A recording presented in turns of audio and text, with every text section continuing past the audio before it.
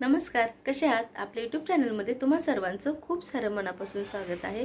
हसत राहा, खुश राहा, आनंदी राहा। श्री स्वामी समर्थ। स्वामी महाराज तुमच्या मनातल्या सर्व चांगल्या इच्छा पूर्ण करो ही स्वामीचरणी प्रार्थना। तर मंडळी, की उन्हाळा चालू झाला आहे आणि उन्हाळ्यामध्ये आपलं छान असं मटका आणलेला आहे, मटका दही वगैरे लावण्यासाठी।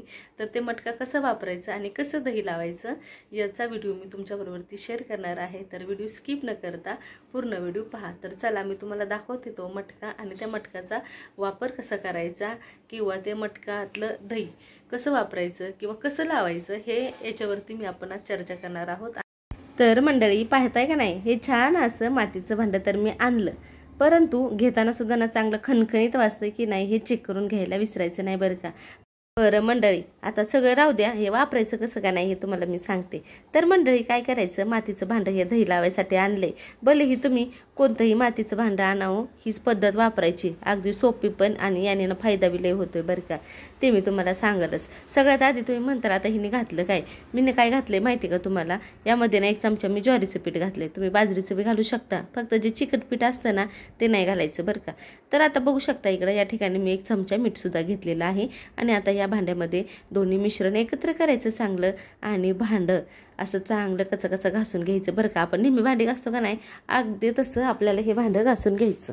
आता भांडे घासलं की याने काय होतं तुम्हाला सांगते, जे की मीठ वापरतो ना आपण त्यांनी हे भांडं पाजरायला चांगली मदत तर होते। आणि त्याच्या पलीकडे तुम्हाला सांगते, आता हे भांडं येतं भट्टीतून, मग आता ह्या भट्टीतून किती केलं तरी हे मातीचं भांडं हे भट्टीतूनच येणार ना, ते बी बरोबर आहे की नाही।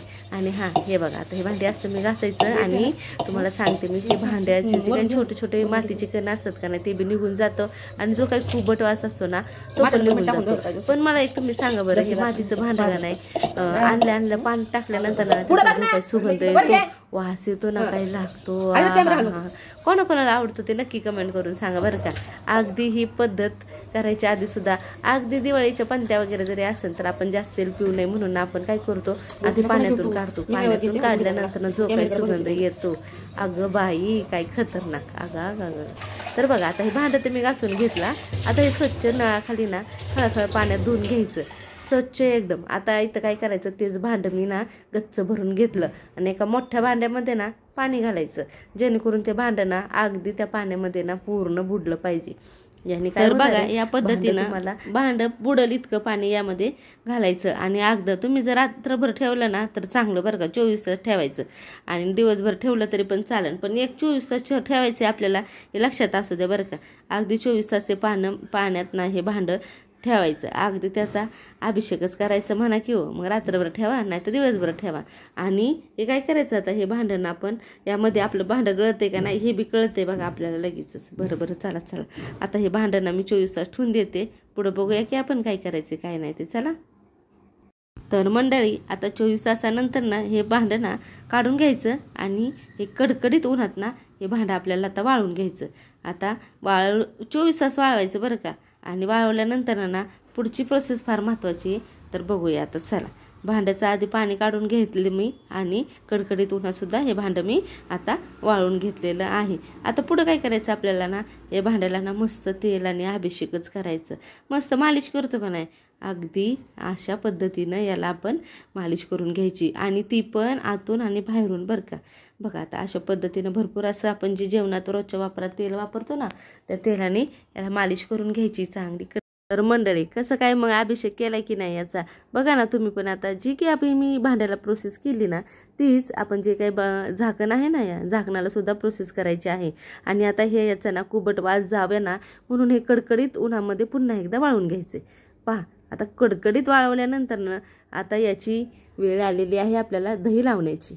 आणि भांडं पण किती स्वच्छ दिसतंय ना, तर बघू शकता या ठिकाणी 2 चमचे मी दही घेतलेलं आहे, मला लावायचं आहे अर्धा लिटर दुधाचं दही।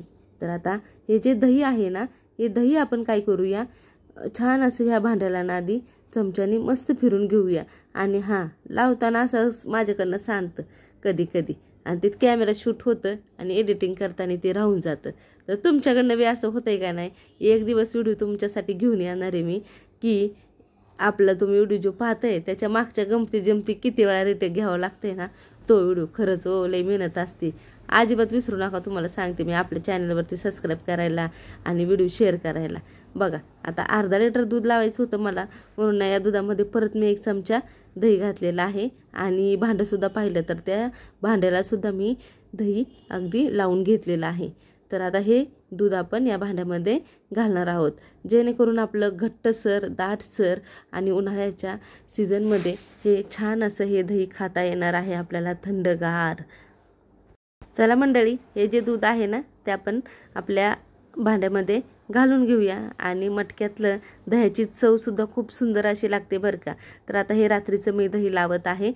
चला, भांड्यामध्ये दही लावायला ठेवलेलं आहे आणि आता रात्रभर मी हे दही सेट व्हायला सुद्धा ठेवणार आहे. सेट व्हायला तर ठेवणार आहे आणि उद्या सकाळी मी तुम्हाला दाखवेल की ह्याचं दही कोणत्या पद्धतीनं कसं लागलेलं आहे. खूप दाटसर आणि सुंदर असं हे दही लागतं. आणि उन्हाळ्याच्या दिवसामध्ये दही खाणं हे तर चांगलं, आणि त्यातूनही मटक्यातलं दही खाणं हे अगदी शरीरासाठी छान आहे. थंडावा देतं एकदम, ह्याचे खूप सारे फायदे आहेतच. चला मंडळी, रात्रभर लावलेलं दही सेट कसं झालंय हे आता पाहूया. आणि खाली सुद्धा पाहिलं असेल की आपलं भांडं अगदी पाजरत आहे आणि अगदी कलर चेंज झालेला आहे त्याचा, कारण की आपण त्याला स्वच्छ अगदी केलेलं आहे. आणि हा तुम्हाला सांगेल दही तर आपण पाहूया कसं लागले ते. परंतु तर मंडळी, हे जर प्रोसेस तुम्ही जर एकदा वापरली ना, परत तुम्हाला भांडं कसं वापरायचं आणि खूप दीर्घकाळ टिकण्यासाठी हे आपलं भांडी तर रेडी राहतंच. आणि परत आपल्याला फक्त यामध्ये आपण यूजच करायचं आहे, पुन्हा पुन्हा ती प्रोसेस करायची गरज नाही.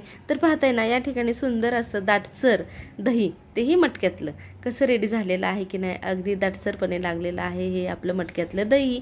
तर उन्हाळ्याची मजा घेण्यासाठी दही ताक जे काय आहे शरीराला थंडावा देण्यासाठी ते पण योग्य वापर करा तुम्ही त्याचा. आणि स्वतःची उन्हाळ्याची काळजी घ्या. बाहेर पडताना स्कार्फ वापरा, सनकोट वापरा आणि स्वतःची काळजी घ्या बरं का महिलांनो. चला, या दह्यासोबत आपण आजचा व्हिडिओ इथंच थांबूया. आणि मैत्रिणींनो, तुम्हाला हा व्हिडिओ कसा वाटला नक्कीच कमेंट करून सांगा. आवडल्यास लाईक शेअर सबस्क्राईब करायला विसरायचं नाही बरं का. भेटूया पुन्हा एकदा असा एक नवीन व्हिडिओ घेऊन छानसा. तोपर्यंत सर्वांना बाय बाय.